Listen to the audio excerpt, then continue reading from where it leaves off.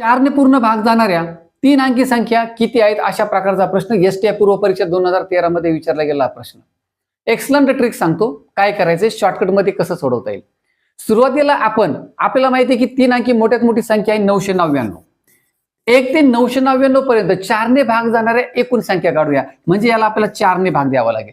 या ठिकाणी ज्या संख्या मिळणार आहेत एकूण संख्या त्यामध्ये 1 अंकी पण संख्या असणार आहे आणि 2 अंकी पण संख्या असणार आहे 4 ने भाग जाणार आहे.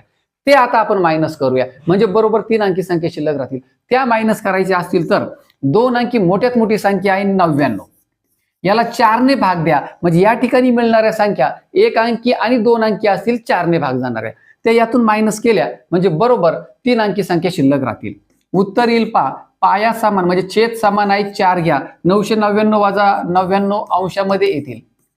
बरोबर 900 भागिले 4 पर्याय क्रमांक 3 225.